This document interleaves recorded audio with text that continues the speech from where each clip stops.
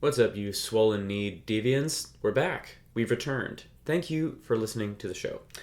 This week we talked quite a bit. Chainsaw Man, Episode 9. My Hero Academia, Season 6, Episode 10. Spy Family, Episode 22. We get into the Newsfeed. There's a lot of very interesting anime/Disney/ more Disney-related things, MCU-related stuff. We may or may not shit on The Rock again. Tune in to find out. And then we end on To Your Eternity, Season 2, Episode 7, Mob Psycho, Season 3, Episode 9, Blue Look, Episode 9, and of course, the Q&A. If you'd like to join the Q&A and have your questions answered on the show, follow us at Part-Time Otaku Podcast on Instagram. And make sure to subscribe to the show however you listen to it, whether that's Spotify, podcasts, iTunes, whatever, Apple Podcasts. You know what I mean. You get the gif. Okay, play the thing. Psycho Season 1, 2, 3, 4.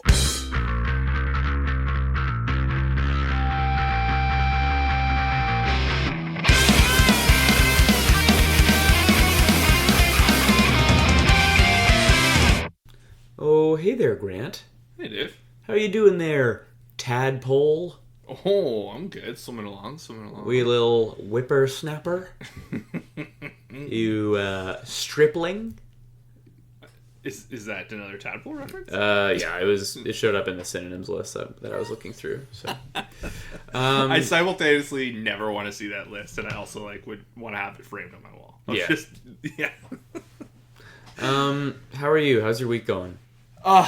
Tired. Rain. The typical. Yeah. Actually, we're getting old. Feeling it. I actually feel it in my joints now. Oh, so that's just my life now. Our life, I suppose. But yeah, it is. I just I'm realizing too we're a week, or not a week, we're a day late. Sorry, listener, but we're also not sorry. It's we have lives, okay, yeah. And things have to happen, and you get that. So relax. But also, Christmas parties. I'm over them. Yeah, I'm over Christmas parties, dude. You know what I am realizing though, Grant? Have we recorded since we had our little Spotify Wrapped thing? No, I don't think we have, actually. Yeah, we haven't talked directly about that to each other or to the audience. So I think first I gotta say congratulations, Grant. Well done. Congratulations, David. Well done.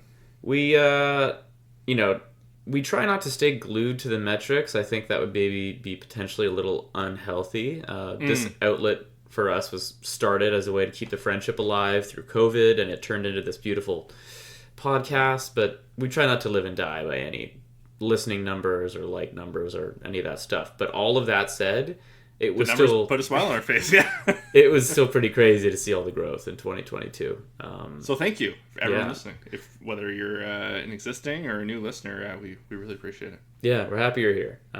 Maybe we'll make we'll put a permanent post on Wrapped on our feed on Instagram at Part-Time Otaku Podcast, which you should be following if you're curious about how we did. But yeah, it was really, really encouraging to see. Some of those numbers are pretty crazy, top 20% of all subscribed podcasts. I have a feeling I understand why that number is there. It's probably, I don't want to get into analytics, but it's still pretty cool. We're established. Yeah. We've put thousands of minutes, hundreds of hours into this fun little project, and yeah, it's already surpassed all my expectations. Yes. So yeah, well done, sir. And we are not stopping anytime soon. So no, we're going nowhere, like it or not. Okay, so now that we're into this, let's talk about the flagship anime currently airing today, which has got to be Chainsaw Man. Episode 9, consider this your spoiler warning. We're going to get into this episode, now. So, Grant, I watched this 2 hours ago. Oh, okay. I watched it yesterday evening, so it's... Chainsaw Man is a tricky one because... It is. Tuesday's a weird release date. Tuesday is a weird release date. It's also the day we typically record the podcast, so it doesn't leave us a ton of time. And more than that, if we have to push things back a day, like this week, for example, because everyone's watching Chainsaw Man, there are just spoilers everywhere. Past that 24-hour mark, if you haven't seen it, you got to be careful on the internet. You know what I'm saying? But you know what's even worse is that the show drops at noon our time, so 12 p.m. our time, and I think I can't remember what show it was before, but you and I have definitely had this conversation. But Chainsaw Man has been one of the more recent shows where internet, what's the word? Trolls. No, not trolls, but like usually Outlets? like outlets have like a little more control over themselves, and like they'll put off stills and like favorite scene. Like they'll give it like like you said, the 24-hour. There's kind of like a code of ethics, I feel like, with for this kind of thing, spoilers. And like no one wastes any time. Like there's a lot of like anime news outlets you and I follow on Twitter or Instagram and whatnot, and like within 15 minutes, I saw yesterday they had like major stills just posted. I'm like, well, okay, I know a character is not dead. Yeah, like, so I was a little choked by that. I was a little irritated too. Okay, we can get into that because Makima isn't dead, and I also got spoiled because of like it might have been like fucking Crunchyroll like posting a picture of her or like some outlet like from the new episode. 12 hours after it aired. I was like, what? Really? Like, okay, I mean, I guess I'll see tomorrow, but that was super irritating. Yeah, I think it's just, I think it comes with the territory of like the hype of the show. Like it does. The train that it is just actually blasting through everything. So, this is, if anything, it's a blast from the past. If you remember when we were covering Attack on Titan, like, if you didn't watch it that day, it was like, dude, the algorithm, both like because of how plugged into it we were, like, you have zero chance. You have to not be on the internet. Oh, pretty much, yeah, exactly. Thankfully, it was Sundays, so like thankfully you and I, we're home. Like it's we're not fully on the internet that day, but still, yeah, it was really easy to catch one. But all in all, like great episode, right? Yeah, I really loved it. I love how gorgeous this show is. I haven't felt this way in a long time where I want to rewatch this show like now. Like I want to binge it. Yeah. While it's airing, which is a really weird feeling to have. So I think you mentioned it's only like 12 episodes, right? Yeah, we're on the last little tail end of it. Yeah, so there's only 3 left. So once all 12 are out and it's wrapped up, I think I might binge the whole first part, this whole run, because it's been so fun, man. Yeah, well, again, like kind of sidebar, but I've been back and forth. I've recently, good or bad, I discovered the Shonen Jump manga app, and I've been reading Bleach. I don't know why.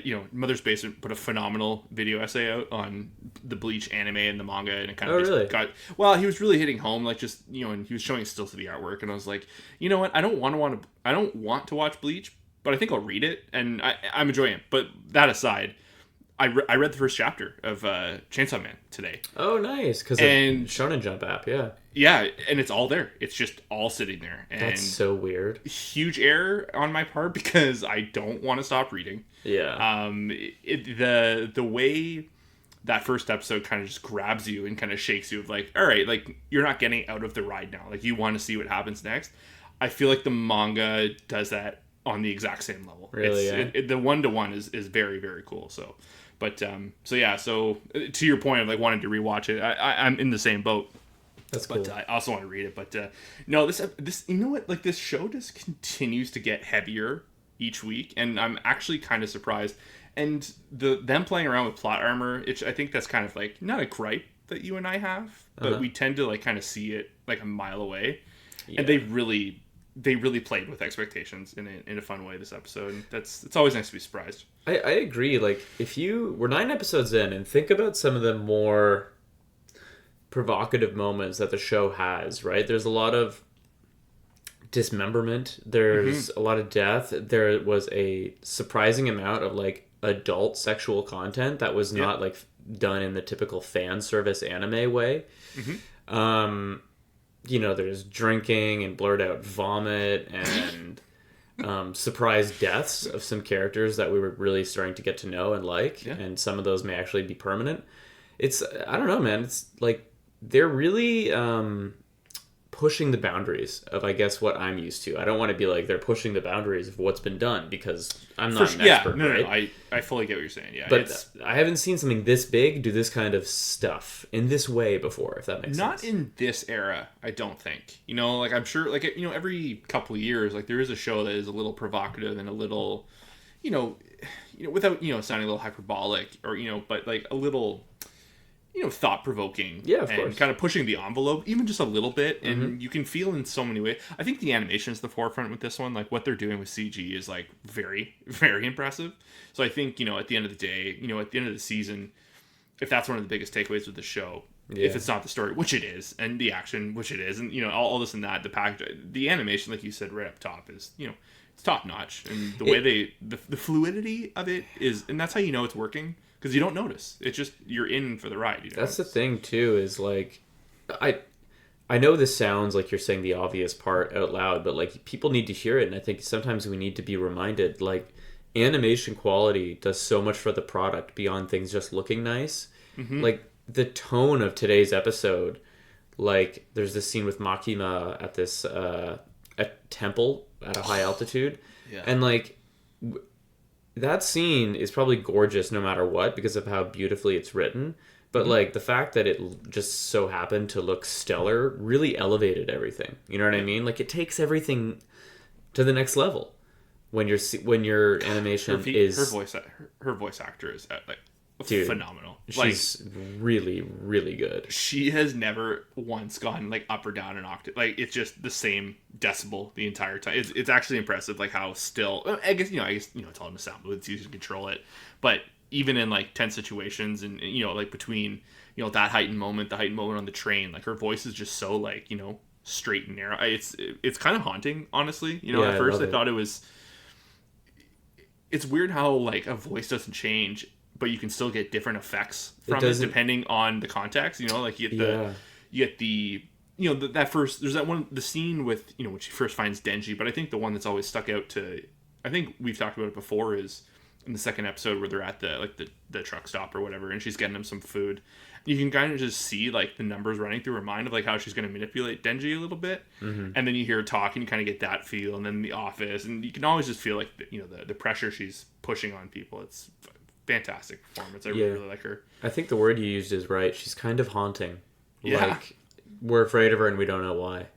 Well, and they did like I think probably the most anime ism in this episode is like there's that scene at the temple, and she's kind of like doing her business, and I love like context characters, like they're just in the background, they're like, oh, like why are we wearing these eye bands, and and they're like, oh, like no one's allowed to like know her power, and it's like like we know Makima had like an ace up her sleeve, like there's some power to her, but like even then, like the kind of like the funny or the explanation of the vagueness continues. I really love little shit like that. It's again, you only see that in anime, and even shows like this, like they have those moments and you're like, it's just like all the other shows. I love it. You're right, this was like not nearly as offensive. Like dude, I was watching something, I think it might have been last night, it might have been My Hero or Blue Lock or To Your Eternity. Like what does that say about the state of anime? Because they all of those shows would do this kind of thing where like unnamed character shows up on screen and he's like, okay, now that I'm here, allow me to explain my character motivations on why I'm doing this. It's like, just so you know, when I was a kid, I was burned by Endeavor, and that's why. It's like, all right, guys, do we really have to do the whole? Can you not just do the scene? Like, do you got to give me the prelude? I appreciate what they're trying, but Chainsaw Man hasn't had like that bad of. They haven't done it to that degree. And it's funny because you tend to see moments like that at the very beginning of shows, like in a first season, or like, in like a season opener, like in, a single season, or like a show where it's long in the tooth, similar to like My Hero, where it's like that reminder and all that. So it's funny, you do, like we're in the first season, so you tend to see stuff like that, and it can be a little more reserved. It's like, it can fit the story better, but also too, like, it was nice to see. I was half right. Kobeni lived. Arai died. He took one to the neck. So the girl with the knife was called Kobeni? Kobeni, I believe. Okay, yeah. Well done on that. I saw that right away, and I was like, oh, man, I'll be happy she's alive. Yeah. But Himeno looks like she's gone. Yeah, I think so. But, like, you know what? See, like... Are you torn because that hand kind of walked away afterwards? No, because at the end of the day, like, the devils are the devils. Like, their contract, just because, their contract is ended with a person doesn't mean, like, they're over. Because we haven't really gotten into how to... I guess we have seen devils completely killed, because, like, the zombie devil was killed, but... Right. I think the ghost is still kicking around, but I think Himeno was an interesting character, because she was kind of a arbiter of... kind of, like, emotion in the show. Like out of like like everyone's kind of like a little cold, you know, and she is too. But I think, of course, like right, you know, in her moments before her death, she really kind of.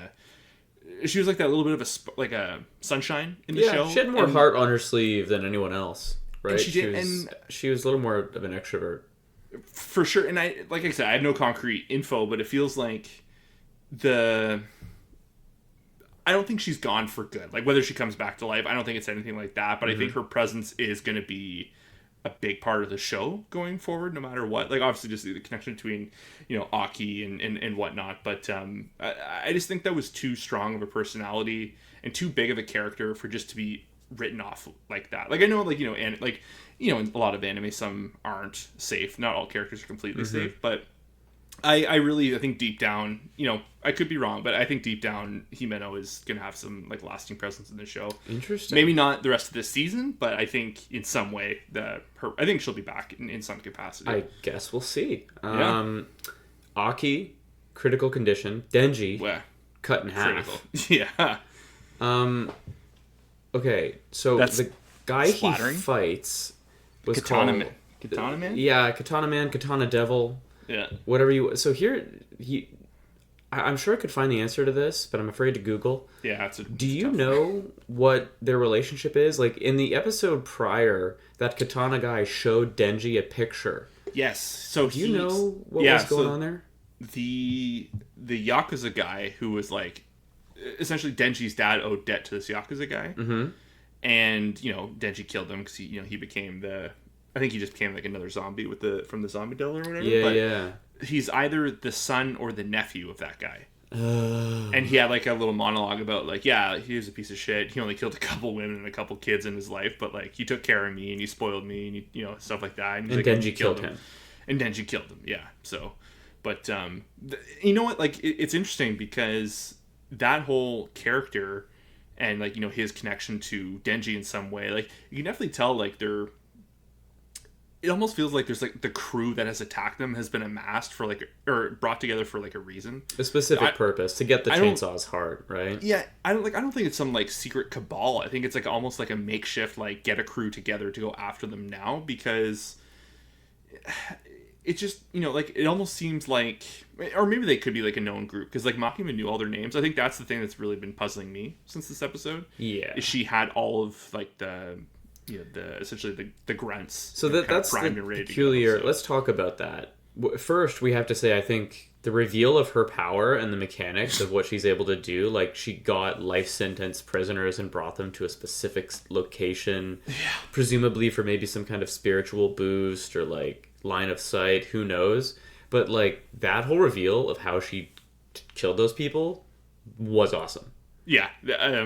Like watching her contort her hands and like the back and forth shots of her like stance as she moves her hands, you can cut to the person's face and it's like actually making that motion before it completely gets like squashed. Yeah, like the little animation like that is little details, right? Like you don't need to do that. You could just explode them, Yeah. But they take the time. They made it and all that. Yeah. Sexy. Yeah, 100%. Like they did. As gross as that was total gross. Leanna's been in and out of Chainsaw Man. She hasn't been watching it all. And she was in bed watching it with me last night, and she was like, "Oh." Sam was cooking, like, and I just kept yelling, "Oh, shit!" And she's like, yeah, that was good. Okay, so, but I want to go back on what you said. So the weirdest thing to me is that she had the names of the grunts, but how did she not have the names of the Katana Man and the woman controlling him with the Snake Devil? Like, was that intended? Did she want to scare them? Did she not have their names? If not, why did she have the lower ranking names? Like, is this plot armor and just simply like because confrontations will happen later? Or is this like part of a conspiratorial plot and we're going to find out cool answers later? I think cool answers later, but I think so. There was an interesting tidbit at the drinking party scene where, I think they kind of like try to goad Kobeni to reveal like her contract, and like Makima's there and she's like, no, like, it's or actually it might have been Himeno too, actually, or someone spoke up, and it's like it's always best to like hold off on people knowing what it is, like, for as long as you can, because I think there's some truth. I think there might be some I think if your contract is revealed, like people can plot against you maybe a little better. Yeah, they could probably like you're showing your hand, right? So my just mental math, like my take on that might be is, the two villains, I guess, aren't like, their devil contracts were probably hidden until that moment. So it was hard to like know who they were, right? Or Sure. or whatnot. Or maybe you can't target like a devil user like that, or in what way? I don't know. Like the mechanics of the world are so like so many avenues it could be. Like I'm just salivating over. I love this shit. Yeah, Like, but your answer is you think this is going to get explained. I think so. Yeah. I think there's a reason for it. Like I still don't think Makima is on the up and up, like even remotely. Yeah, what do we think about her not dying? Like, we haven't even talked about that. Like, we could do this whole podcast just on Chainsaw Man. But I like, know, it was such a good episode. Do you think that was a body double? Do you think she has, like, a fail-safe devil contract? Could be a one-off. Like, we don't... Like, the fairies from Zelda? Like, if you have if you slip and fall, you get one. You get one. It's interesting because, like, maybe My Hero's like not away, but like I think to like Naruto, like they all have like their own kind of move set, and like the mechanics of it are so unique to like that person. It's hard to like truly understand it. There's like a whole thing of like stealing other moves and all that, but like I find it in this show is in a similar way. Like it seems kind of so up in the air. Like it's almost hypothetical how everything works. So it's hard to like lock down powers and like why it works that way, and like what constitutes enough of a sacrifice to use a move at a time, and it's also like it's kind of a quagmire when you think about it. Like there's just so much lore, so much stuff thrown at us. It's kind of the way it's like trickling through us each episode. We're getting a little bit more and more and more at such an even pace. Like it's not too much every episode, so it's I don't know. It's fuck man. I'm digging it. This show so fucking good. It's this one's climbing the charts for 2022. I'll tell you that. I'm excited for us to do our like. I'm assuming we're going to do some kind of year in review pod, and I'm excited. I'm excited for it. All right, we could keep going on Chainsaw Man, but we should probably move forward. What an episode, though. Really, really happy with it. Let's talk My Hero Academia season 6, episode 10. Consider that your spoiler warning. So this. And I'm not complaining. This episode feels to me like they let a little bit of air out of the bag. 100%, yeah. Like you can't have just like urgency episode 10 out of 10 crazy action packed. Like you can't just have 10 of those in a row because then. And credit where credit's due. There was the few episodes where they needed to keep their foot on the gas. They did, and the fact that they had to let up a little bit, I'm not going to fault them for that because. I'm not going to say like it was getting too much because it wasn't. I was enjoying the breakneck speed. This style breakneck speed. My Hero's always kind of done that, but not great ways. It's again. It's funny because you and I have wanted these moments so bad, right? Like the lore of One for All and All for One, and it kind of just. I think getting into the scene where they're in like that negative zone or whatever sort of this shadow realm of like subconscious. It kind of happened a little fast. I was like, I wasn't really sure, like, oh, are we doing this? And then, the grandmother there. Nana Shimura? Yeah, she kind of, she shows up and all that. Like, it was a good episode, but it was just kind of like a lot of grandstanding between, like, the villains and the heroes. It was kind of like yelling at each other across the room. Kind of weird because, we want more of this. And it was cool to see there be, like, a confrontation. Like, if I have to give episode of the season to anything so far, definitely would have been last episode 9. Yeah, like that absolutely. Was it felt like watching Deku like have like it almost felt like an end of the show kind of battle, you know what I mean? There was so much urgency, and like this kind of just eases up on that a little bit. It feels like there's 2 to 3 plots in this episode. We spend a lot of time in that subconscious zone between arguing between All for One and Tomura, and then Nana Tomura, and then Deku, and then do we have a name for the original holder of Deku's quirk? I don't think so. I think so. Maybe we have a name actually, but they might just call him the first holder. Like we get a lot of little brother. Yeah, we get a lot of that. But there's that plot line. There's the Toga is upset that Twice is dead plot line.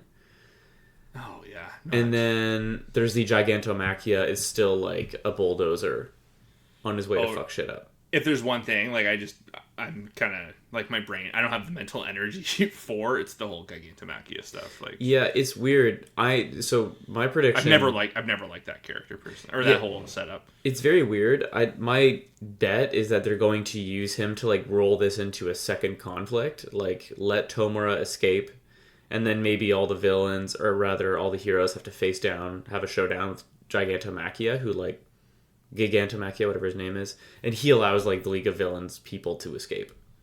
Yeah, you know, it is interesting. The thought I had at the end of this episode was, where do we actually go from here? I actually feel like this whole story might be kind of over. Which part? You know, like, I think the League of Villains are coming to an end. You know, like, I think they're going to be back, you know, maybe whether it's, like, a couple seasons from now. But it almost feels like they're going to be reverting back to school and kind of, like, learning the ropes. Yeah. Because this kind of feels final. Like, they're kind of setting up, like, you know, Shigaraki has a lot, like, left to recover. Like, I feel like he's going to essentially, you know, be hidden, or one for all, whatever he is now. God, if they just hide him for another season and a half after, like, 3 episodes of action, I'm going to be so pissed. But doesn't it kind of feel like that? Like, where are they really going to go? Like, there's definitely going to be, like, a rebuilding kind of arc or something. It just kind of feels like there's going to be a new villain, potentially. Like, this is the irritating part. Played their cards already. Yeah, this is the irritating part. We've talked about pacing in My Hero, and like My Hero has a lot of strengths, but like concise storytelling is not one of them. So like if we go through all of this and like a few more action episodes, but like yeah, to your point, we end up back in school, like in that classroom doing like I don't know, like being sidekicks to heroes and having like Monster of the Week type shit. Like it's hard to have any interest for that because we're on season 6. We've done all this stuff. Mm-hmm. Like we can't afford to do another 6 seasons until they get to grade 2. You know what I mean? Or there's a time jump. I feel a time jump too. I would love a time jump. They like the show has covered a huge amount of ground in 6 seasons, but not enough in-world time has passed. So like they need to fix that somehow. Because otherwise there's just not going to be a ton of interest, right? Because like you said, this is the conflict and it has not been definitively solved yet. And like if they want to just do another 3 seasons of build up so that they can have another conflict that's almost the final one later, like it just gets annoying. Unless there's just a late game like Shigaraki, like, you know, came swinging back like a gotcha moment, like, you know, like gotcha bitch, you know, like I feel like I would be up for that, you know, like it feels kind of, I don't know, like I would just be kind of bummed if it just becomes like them against Gigantomachia for 5 episodes and they're like, oh yeah, Shigaraki's gone. Let's clean up, you know, like there's probably gonna be some fallout with Toga and Dobby is still around, and I'm sure like they'll throw monkey wrenches, but like it is still like flavors of the same dish though, right? Like it's like we're going to deal with the fallout of this conflict and now maybe like some secondary conflicts like those 2 characters for a little bit, but then what? You know what I mean? Like that's the question, but then what? But I guess we'll see. We will see. Spy Family episode 22, start of a new arc, it feels like. This is some of the silliest shit the show's ever done. This is some of the silliest shit the show has ever done. But you know what? I'm on a sports anime kick. Yeah. And I was fine with it. I enjoyed it. It was funny. It was silly. I actually really like this Nightfall character. Yeah, she's working now. It's so funny how, and you know, call it hypocritical if you want or a double standard, but like this works way more than the Yuri stuff does. The Yuri stuff I find is just creepy. No, the Yuri stuff falls flat for me. Yeah, but like this is like, again, you know, funny enough, like it's, you know, flavor of the same dish. You know, it's 100%. You know, same. Maybe not quite because it's, you know, the dude's obsessed with his sister there. Yeah, but I know what you mean. But it's like it's they're just running funny. The same like, gag. I think it's like, I don't think I've seen a show that does like maybe, I don't know, Kaguya-sama has some really good inner dialogue, like, you know, like in the middle of like trying to analyze a scene or whatever, but I think like I feel like, you know, because they've done Anya, they've done, you know, Lloyd and all that, kind of like, you know, his reading of situations, but this Nightfall character is so funny, like how like insane she goes and stuff. Yeah, she's absurd. But, yeah, really. And I wouldn't have thought that like that kind of humor would have worked for me in the past, but Yeah. I think like they introed her character pretty well. I will also say one thing that straight up made me laugh was when they're playing against like their first match and they're meant to be like up against hardcore underground tennis players and these dudes literally have like claw marks on their face. And I was like, this is like, you're insinuating that like it's that intense down here. It's like, yeah, they were some of those, you know, those gangster tennis players you always hear about. They all have scars and burn marks. Yeah, I love the cutaway gag of the dudes come out, they're on the steroids, and like they're like cracking jokes, and they get into the match, and like you don't even see the match; it's just over, and they're all passed over the bench. It's such like yeah, the budget wasn't there for that, but also comedy wise, it works perfectly. It did work perfectly. No, I'm really. It's so funny because you and I in part one were so like, yeah, Spy Family's good. Yeah, we're enjoying it, we're watching it, but like the past, like honestly. I think the first 3 episodes of part 2, 3-4 episodes didn't really work for us, but since then, like they've been knocking it out of the park. I've been really, really enjoying. Yeah, it's an easy, fun watch every Saturday. I watch that, and then I watch My Hero Academia because like they're so different. Yeah, Saturday shows. Yeah, man, but they're both like such fun Saturday shows. All right, let's talk news a little bit. I feel like there's a lot. You start us off. So, Disney, once again... Who's that? Yeah, they're doing a little bit of anime jail again. This time, apparently, it's not going to be as bad, but they got Tokyo Revengers, The Christmas Showdown. Is that just season 2? I believe so. Yeah, okay. They make it sound like it's a one-off, but I do believe it's the first arc of the second season. And that's going to Disney+. Disney+. I am... Damn, I'm ready for more Thikamichi. Like, I'm all in.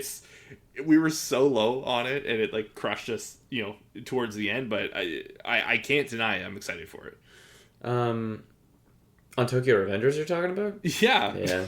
Like, whether good or bad, we're gonna have some laughs out of it. Yeah, I know there's been some shakeups. There's a couple voice actor changes. I believe it's the same studio. So there's a couple pretty grody looking episodes there towards the end, but hopefully we don't get too much of that. But again, another really cool announcement is this Project Bullet. It feels like it came out of nowhere. I think Disney kind of went on like an announcement spree, it like anime related.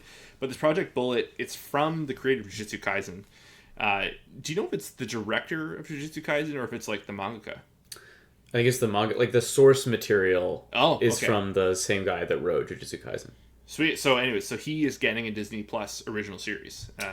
So that is, I think that is a huge step forward for... That does sound like a big one. Outside animation studios. In Jujutsu Kaisen news, it's officially the best-selling manga of 2022 for the second year in a row. That's a lot of manga. To no one's surprise. Yeah, it's really good. Dude, it's crazy, man. Like, I think I told you, I don't even know if it was on mic, I bought a Jujutsu Kaisen calendar from Shoppers Drug Mart, which is like this pharmacy / convenience chain we have in Canada, and like it's like, you know what I mean, I wasn't in the manga section or like in like the anime section at a Hot Topic. Like I bought this at a fucking pharmacy. It's getting crazy. I just went to a new Chapters Indigo location. Yeah, the one that's more pillows than books. Yeah, and well, it was a new store, and they must have had 20% of their floor plan reserved to just anime stuff. That's awesome. I love to see that. Manga, I mean, but also merch, like crazy, man, and so much Chainsaw Man stuff too. Like it's funny, it's funny. Like growing up, whether I knew it or not, like I saw the Bleach stuff, I saw the One Piece, I saw the Naruto, like it was everywhere. Yeah. Like through our whole youth, like I never at the time didn't watch it, but like I always knew it was there. And I feel like now anywhere you go, like this new kind of big three is, it's Jujutsu Kaisen and Chainsaw Man's kind of, you see a lot of it now, but Demon Slayer for sure. Yeah. And it's just, the merch is everywhere. Like, I mean, imagine if Attack on Titan came out today. Do you think, see, that's the thing. I don't know. I think it's still ahead of all those mangas we've just mentioned. Yes. Like numerically for units sold. But I think it's easy to forget that it's been going for a decade, right? That? Yeah. So, like, I don't know. If they had their first season today, I feel like they'd be pretty big. It's hard to say. Like, but you're right. Like, we're playing if. Yeah, no, it's so funny because you see like what hits and what doesn't right now. Like I love the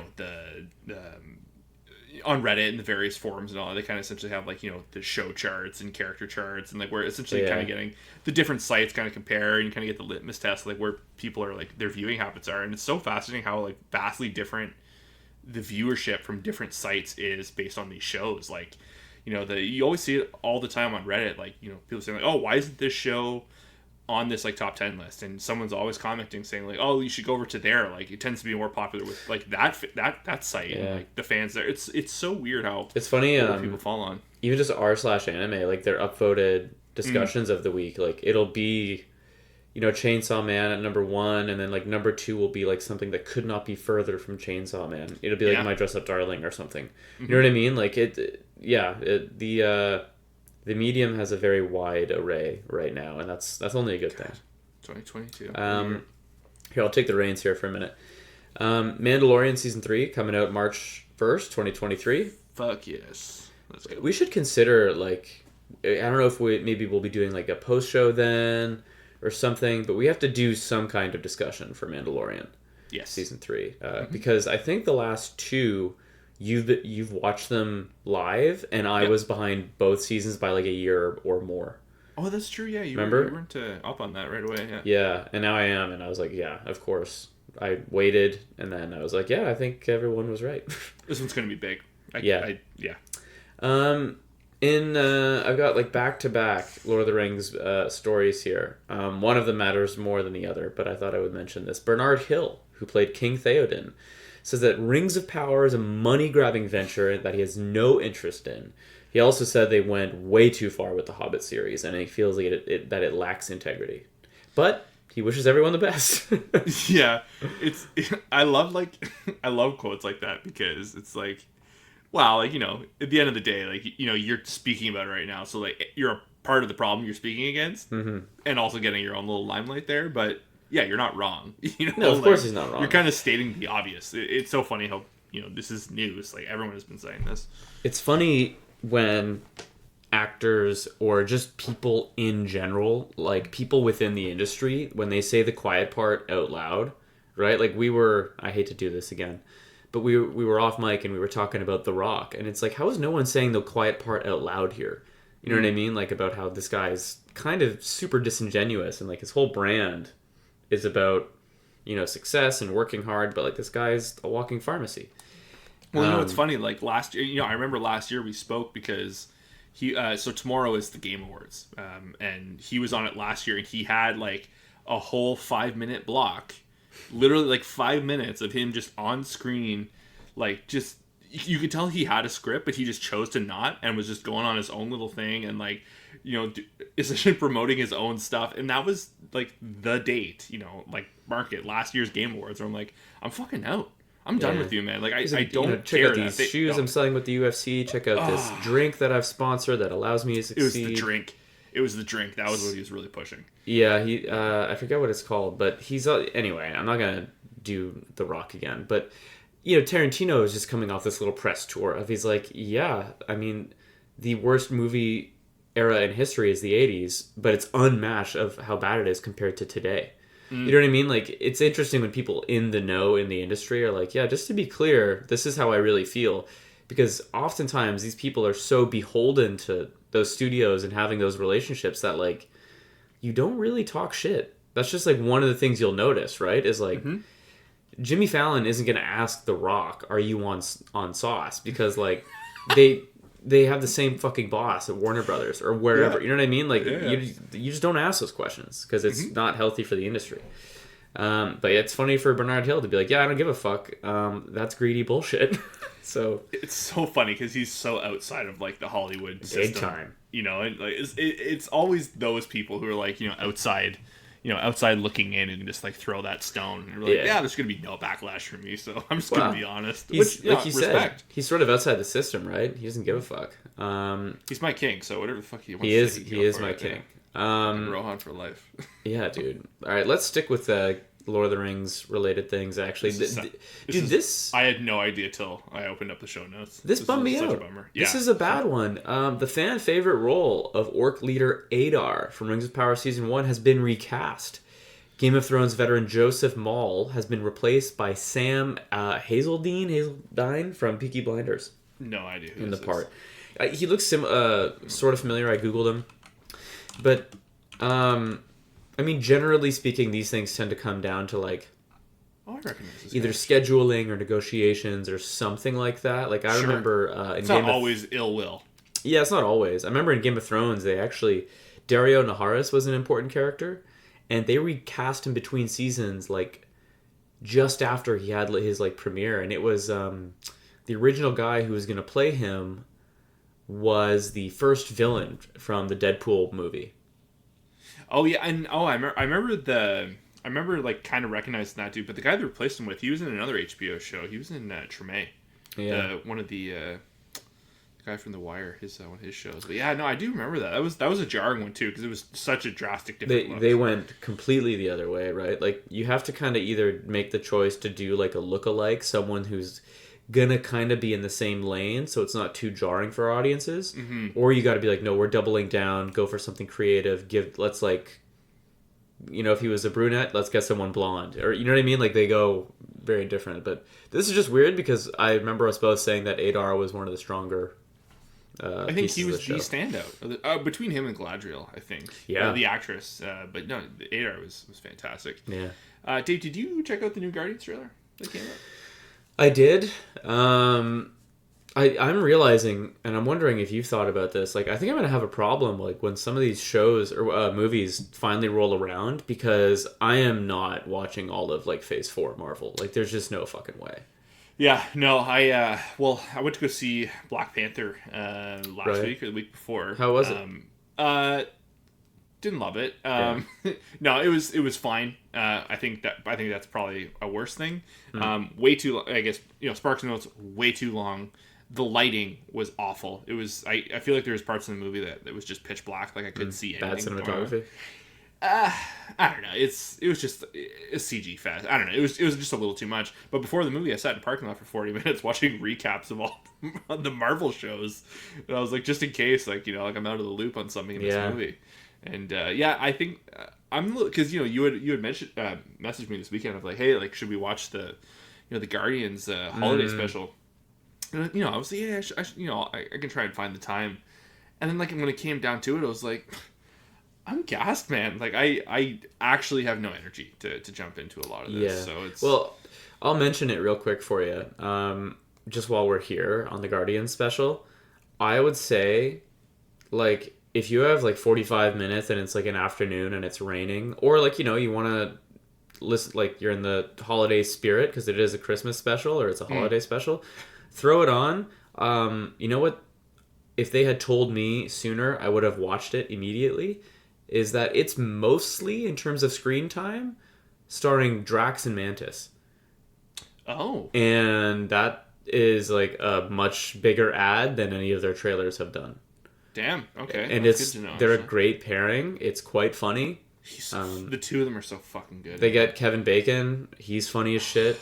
Like, that's not a spoiler. It's on all the ads. But yeah, you know what I mean? It's not a real Marvel movie. It's like somewhere obviously in between, like an episode of their TV. But it's like a fun holiday thing. Like, I think that experimentation, we have said time and time again, when the MCU actually empowers its artists to get creative and get weird and try weird shit, like, a couple of those episodes of WandaVision, and what was that thing by night they did for Halloween? Oh, Werewolf by Night. Werewolf by Night. That actually had a lot of good talk about it. Yeah, like it seems like when they take swings, they tend to hit, and this is not life-changing, but I would recommend it on like an afternoon.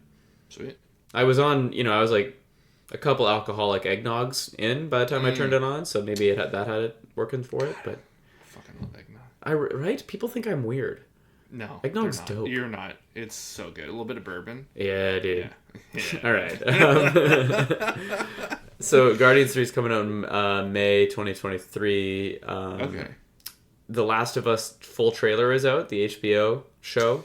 I'm assuming you haven't seen it. Yeah. No, I just want to go. I just want to see it. Yeah. I'm excited, though. I'm excited for Pedro Pascal.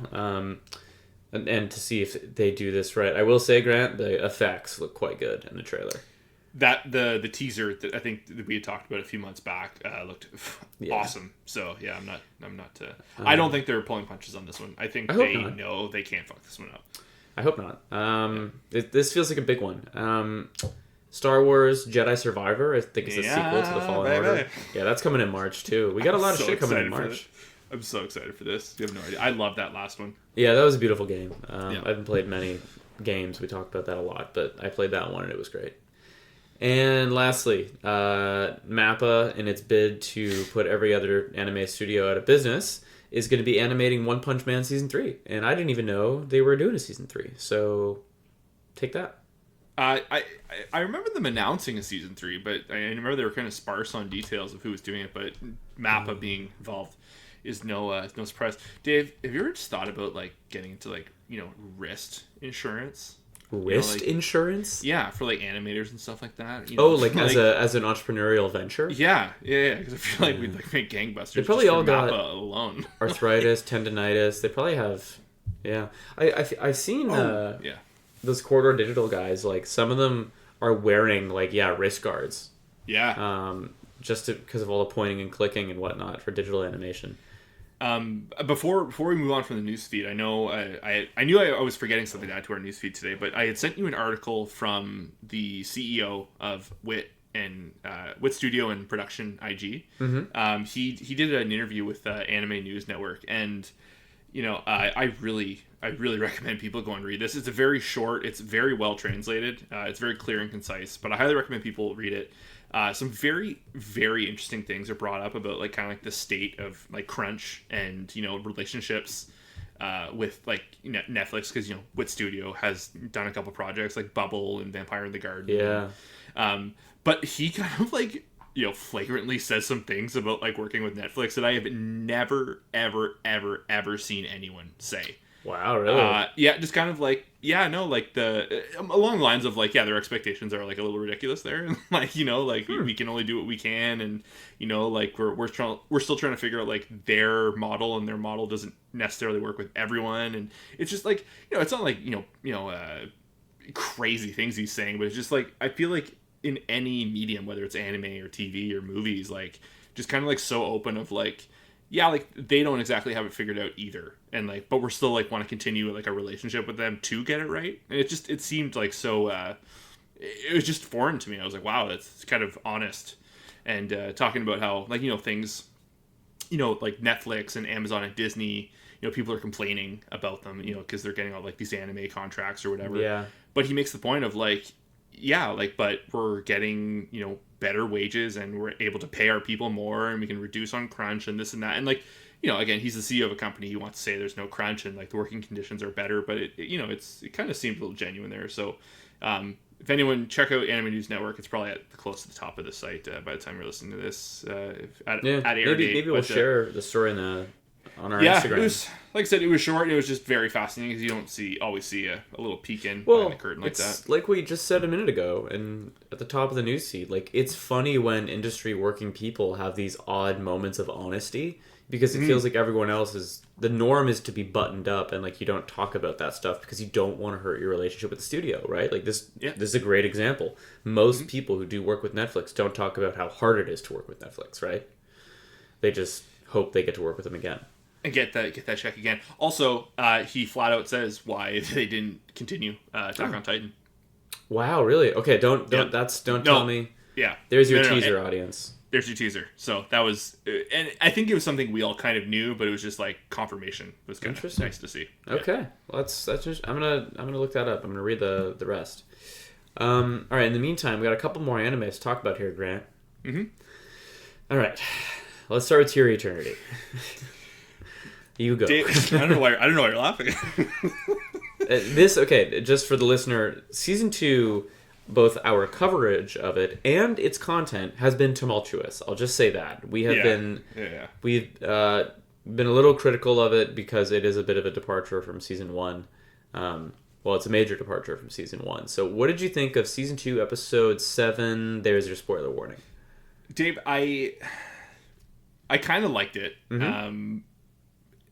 one side of it is like, I'm getting a whiff of this kind of coming to an end of what we're currently going through. So that's, I think, it's kind of like a other side of the bridge feeling. But it's weird because you and I, like, we're kind of like unsure of like where we stand with the characters, and like they're also not. That's kind of like a big theme. Like, no one really knows like where they stand with everyone. Like, it's kind of like a little bit of deception going on, and they're really juggling a lot of elements, and philosophies and this and that. But it was kind of nice. I think the biggest offender this season is Bon. Or Bonchine or Bonchan, whatever his name Prince is. Bon, whatever. Prince Bon, sorry. And it was kind of see him just be like flat out like, yeah, I'm a bum. I'm an enabler, and it was just like, okay, well, like, all right, you realize it, and yeah, I don't know. It's like, like it wasn't like doing anything crazy by any means. Like, obviously Fushi escaped. Like, like I know the show is a legacy. He's not going to be stuck there forever. But I don't know. I think it's kind of, in a way, like with the messages they were trying to get across, kind of land this episode a little bit. Just based on the fact, but even like it doesn't all work, and it came to the point like the whole balancing of like the scales, and I was like, oh my god, like is that the servant character is like losing all that weight, and that's why it's like lowering down. It was just very, very weird. Like I don't know, it's sloppy. It was sloppy, but like I said, there wasn't. And he has like this big grandiose moment, like, "Oh, Fushi, I'm gonna save you," but like at least he kind of got it out, saying like, I had used you and whatnot. So it was I think it was a worthwhile episode, and like I said, I think we're, hopefully on the other end of it there, and we get some little bit of improvement going forward. But well put. I am ready for this to be over. Yeah, I think I'm largely on the same page. Like, I don't want to shit all over it. What I will say is this was one of the stronger episodes of this Prince Bon arc. His character has had a real arc. I don't want to detract from that. Yeah, and like 100%. I'm sure they're, who's to say? Maybe everyone else loves this, right? And maybe it was depicted really well in the manga as well. I do think we are like the vocal minority who are like not into it. Yeah, from what I've read. Yeah, so which is, I don't get that. Which is ironic, but. Whatever, right? Like, we feel how we feel. I will say, like, as much as I think this arc, this is the stronger end of what they've done with this part of the story, I still feel like it's not the story I signed up for. And that's, whatever. Definitely not. Maybe I'm a little butthurt about that, but it is what it is. It's my opinion. So yeah, I'm going to keep watching. I'm excited to see where they go from here. And like, it's not always good to base your...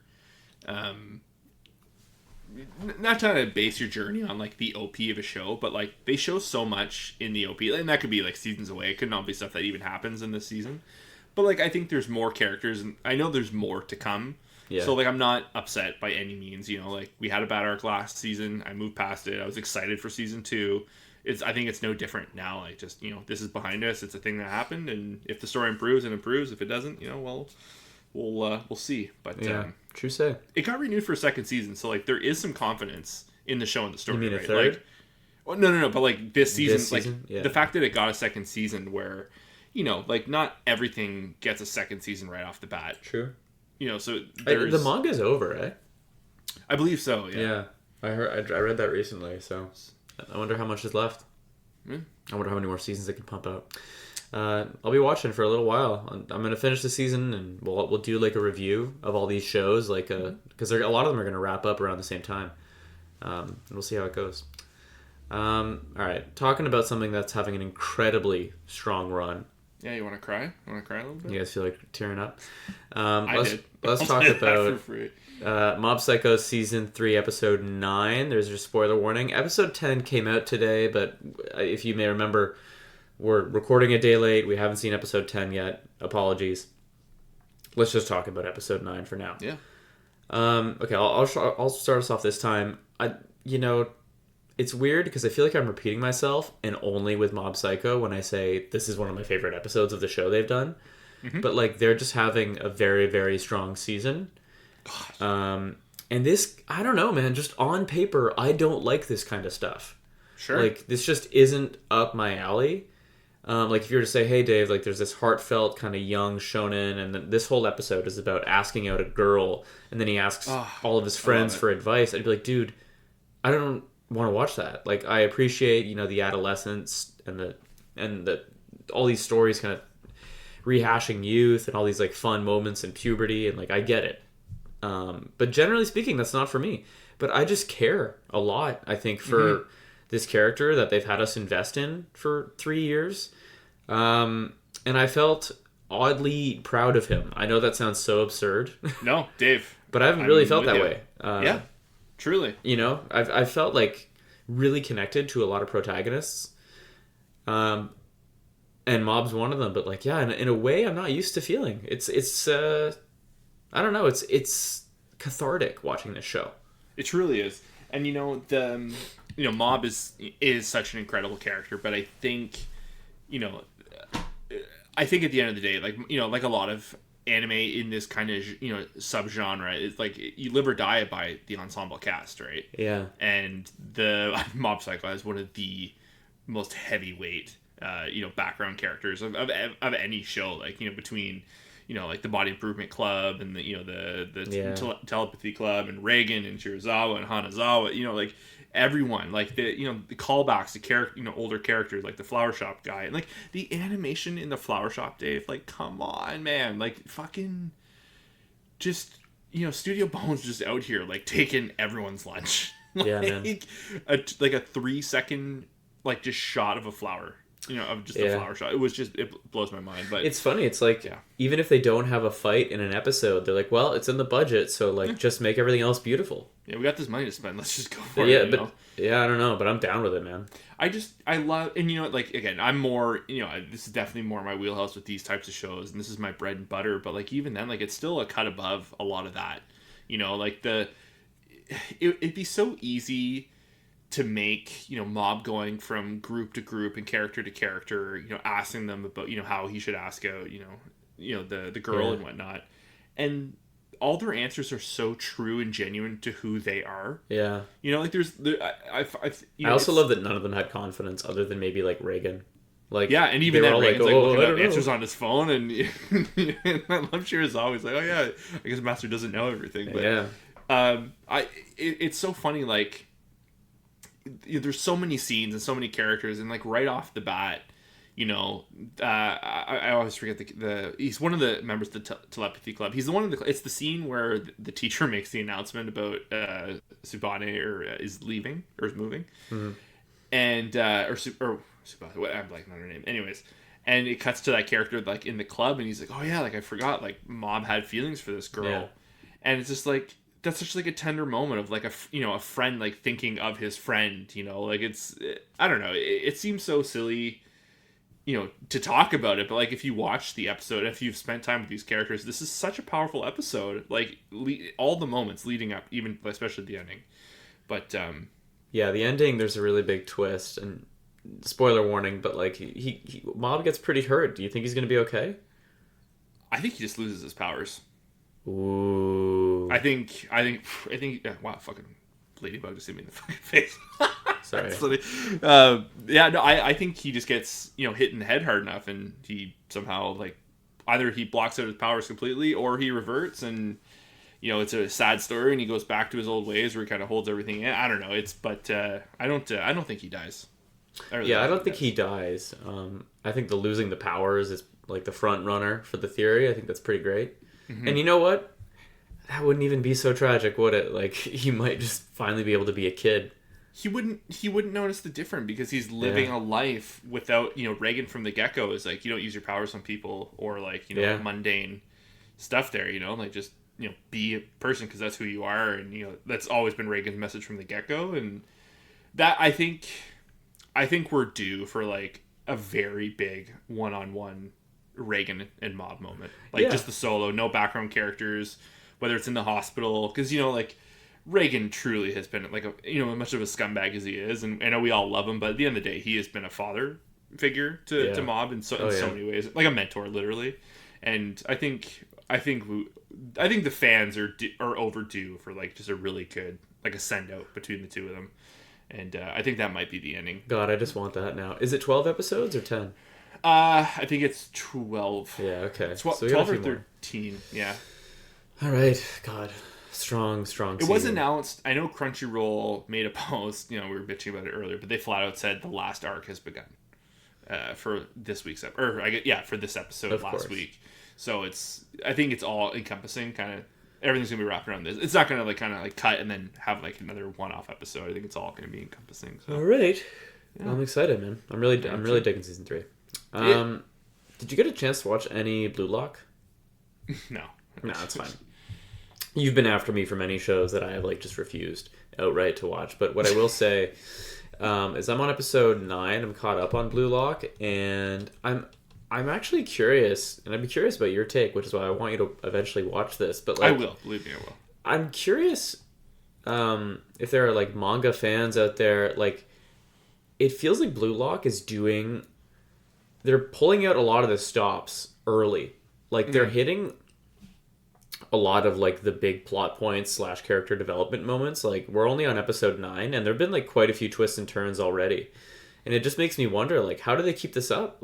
How do they have because I know the manga is very popular, so I'm just curious, do they maintain this strength of schedule? Do they ever take their foot off the gas? Is there going to be a season where they're just training or a time skip? Well, I only ask that because so far it's been pretty strong. There was one mini arc that was an episode and a half that I didn't like, but other than that, it's been pretty solid. So yeah, I'm just curious to see how long they can keep this up, but I'm enjoying it. It's great to have a sports anime in my library right now. Yeah, I think, again, my only real experience is with a sports anime is Haikyuu, and, it did a really good balance of, the on and off the court, but Yeah. I think it comes down to, there's, two types of sports shows, and there is the one where it strikes a balance between the two, and then there's something a little more akin to Blue Lock, where it's just, head down the entire time, and then, it just keeps going at that pace for, season to season. But I think Blue Lock kind of, I think it could even be the outlier, because I think from the get-go the message is it is different, and it is kind of setting a different tone than sports animes usually do, right? The whole kind of, we're all badasses or whatever, but even it's different from that too. I don't know, the show is fascinating.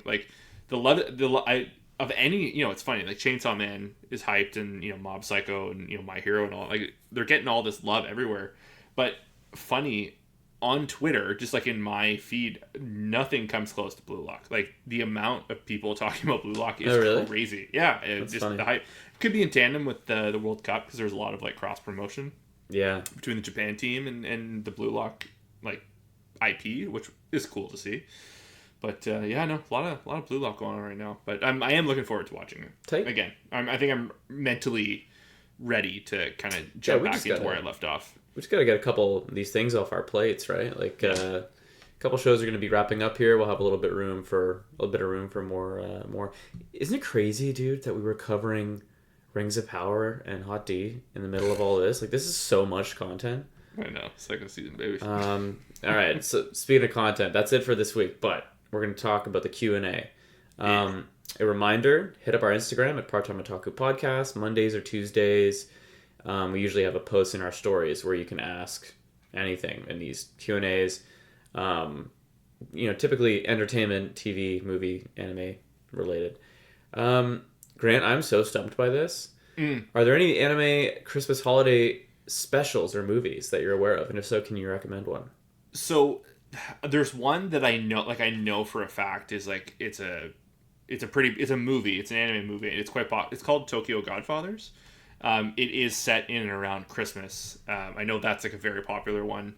I've always wanted to see it. My plan was actually watch it this year because it's on Netflix. But I know other than that, I can't think of movie wise specials. There was I think there was a My Hero Christmas episode that you and I both really liked. Oh shit, you're right. Might have been last year. I think it was probably the funniest episode in the whole season. Oh, you're totally right. That was fun. Yeah, I remember. When I saw the questions, the first thing I thought of. I would even like a show that takes place just during Christmas or the holidays, but I can't think of one. Yeah, Jujutsu Kaisen doesn't have a Christmas one, eh? No. Like even like a little side bit. But if you're listening to this and you're yelling at your phone because you know about anime, like let us know because we would watch Yell it. into the comments. Yeah. Yeah, or if there's a movie too, like I would watch an anime Christmas movie just to see how weird it is. Yeah. All right. Second question and last question. We can end on this. Name your favorite Pokemon and why. Dave, you should answer yours first. You want me to go first? Yeah. Ninetales. Ninetales. Good stuff. I like dude. that. It's because, and the why is because he's suave. He, she. Ninetales is suave, comma, elegant, comma, like the man himself, Dave. Wow, I almost just said my last name. Everybody ease up. We've had to edit those out before. I've spent some long nights editing out your last name. But no, I like Ninetales because it's a beautifully majestic, kind of mysterious Pokemon. The other ones that I thought of after that were like Rapidash, Nidoking. They're like safari type. Oh yeah, Nidoking. Yeah. It's majestic. You know what I mean? I remember being so choked because like I had Pokemon Red growing up, and Vulpix and Ninetales was a blue exclusive. Like in Red, I think we got as Growlithe if they did and that, Arcanine. those bastards. Yeah, but like I had no idea. Like I remember having like the strategy guide and being like, "What the fuck? I can't get this fucking Pokemon." Yeah. I wanted Ninetales so bad. I'll tell you one thing, Grant. If you answer this and your answer isn't within the first 150 original Pokemon, we're gonna have a problem. What, my favorite? Yeah. Oh no, for sure is. Yeah. Okay, go ahead. Vaporeon. Ooh, strong. Yeah. Strong. I was like Vaporeon. Out of the original 3 evolutions there. Yeah. I always really like Vaporeon. If I had to go... See, I almost picked Eevee when I saw that question come in. Oh yeah, Eevee's a clutch.